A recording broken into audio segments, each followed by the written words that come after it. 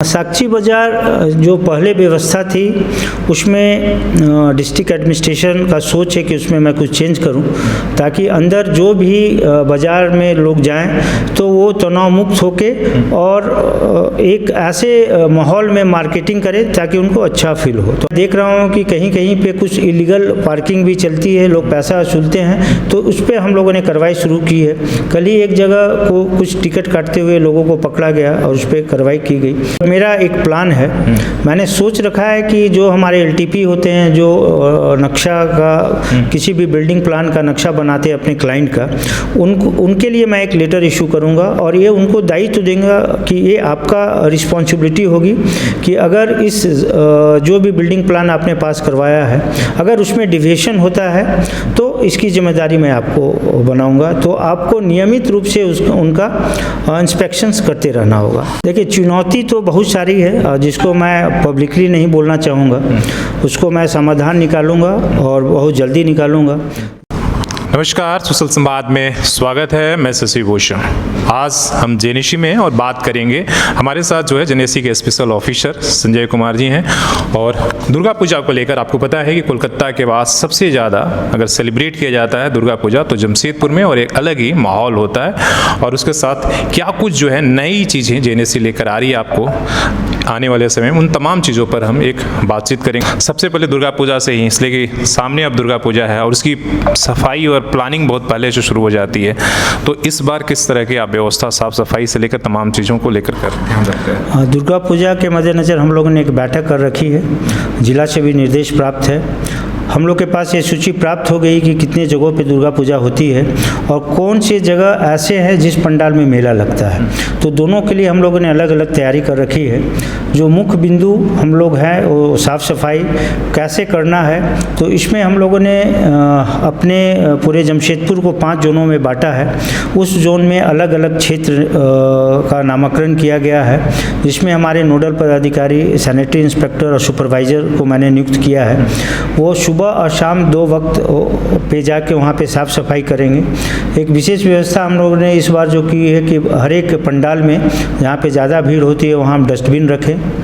कुछ हम वहाँ पे बैनर भी लगाएंगे जिसमें प्लास्टिक मुक्त जो अभियान है उसको बल मिले, नशा मुक्ति के संबंध में लोगों को एक संदेश जाए और हमारे डस्टबिन में ही लोग कचरा फेंकें और नियमित समय पे डस्टबिन की सफाई हो जाए, इसकी हम लोग व्यवस्था कर रहे हैं। 2 महत्वपूर्ण जो बात मीटिंग के दौरान मुझे पता चला कि स्ट्रीट लाइट और जो मेरा हाई मार्क्स लाइट है उसमें कुछ नॉन फंक्शनल हैं, तो हम लोगों ने सूची बनाया है। हाई मार्क्स लाइट 77 में करीब 24 अभी नॉन फंक्शनल मुझे नज़र आए, जिसको मैंने 24 तारीख तक 24 सितंबर तक बनाने का निर्देश अपने सहायक अभियंता को दे दिया है। और जितने भी स्ट्रीट लाइट्स में अगर बल्ब खराब हो गए हैं तो एशियल कंपनियां जो हमारी बल्ब चेंज करती हैं वो सच समय उसको चेंज कर देगी। साक्षी बाजार को लेकर आपने काफ़ी दौरा किया, क्या अभी कुछ संवारने की तैयारी चल रही थी? आप बैरिकेड लगाने की तैयारी चल रही थी, पार्किंग की व्यवस्था कर रहे थे कि पार्किंग अलग अलग, उसको लेकर क्या है? क्या मतलब जिस तरीके से पहले बाजार चलता था उस तरीके से होगा या अतिक्रमण मुक्त होगा, बैरिकेडिंग की व्यवस्था हो, क्या किस तरह का अभी? साक्षी बाजार जो पहले व्यवस्था थी उसमें डिस्ट्रिक्ट एडमिनिस्ट्रेशन का सोच है कि उसमें मैं कुछ चेंज करूं ताकि अंदर जो भी बाज़ार में लोग जाएं तो वो तनाव मुक्त होके और एक ऐसे माहौल में मार्केटिंग करें ताकि उनको अच्छा फील हो। तो हम लोगों ने क्या किया है कि उनके मेन एंट्री को हम लोगों ने बंद किया, ताकि पहले ऐसा होता था कि लोग 2 पहिए वाहन या 4 पहिए वाहन को भी अंदर कर देते थे, तो मूवमेंट में लोगों को दिक्कत हो रही थी। तो हम लोगों ने मेन जो एंट्रेंस है उसको बंद किया। एंट्रेंस बंद करने के बाद हम लोग की जो मेन प्रॉब्लम आ रही थी कि वाहन का पार्किंग फिर हम कहाँ करें, तो हम लोगों ने कुछ वाहन पार्किंग को चिन्हित किया कुछ क्षेत्र को, और वहाँ पे हमारे यहाँ से निविदा निकला और मैंने अपने कॉन्ट्रैक्टर की वहाँ नियुक्ति की है।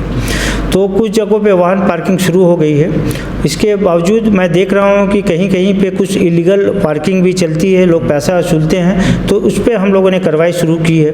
कल ही एक जगह को कुछ टिकट काटते हुए लोगों को पकड़ा गया और उस पर कार्रवाई की गई।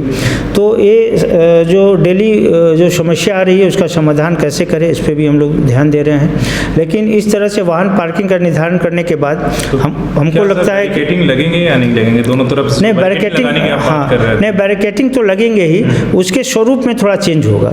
अभी जो हम लोगों ने वहाँ पे जो गार्ड रखा है उससे चोट लगने की संभावना लोगों को है, तो उसको हम लोग थोड़ा सा राउंड करेंगे ताकि, और थोड़ा सा जगह हल्का सा देंगे ताकि अगर कोई ऐसी व्यवस्था हो जाए, अंदर आग लग जाए, कुछ लग जाए इमरजेंसी में, तो ऐसा एग्जिस्ट होना चाहिए कि लोग बाहर आ पाए। तो इसके लिए अकॉर्डिंगली हम लोग व्यवस्था करेंगे।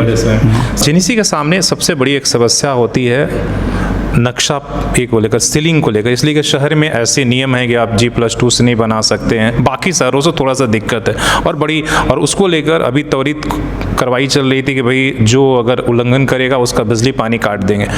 आखिर आगे इसका रास्ता क्या निकलेगा जिस तरह की परिस्थिति है? एक ऐसा इशू है जहां लोगों को खुद समझना पड़ेगा कि हम इलीगल एक्टिविटीज़ में हम अपने को ना रखें। तो मैंने यहाँ देखा है कि मामला यहाँ डिविएशन का है और अनऑथोराइज कंस्ट्रक्शन का है, तो दोनों में हम अलग अलग जो भी ऑर्डर एज पर मेरा म्यूनिसिपल एक्ट बिल्डिंग बायलॉज हमको परमिट करेगा, मैं उस पर आदेश पारित करूंगा।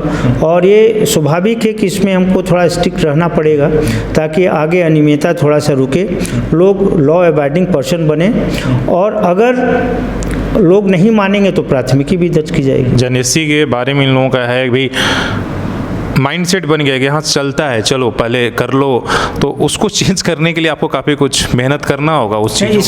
इसके लिए मेरा एक प्लान है।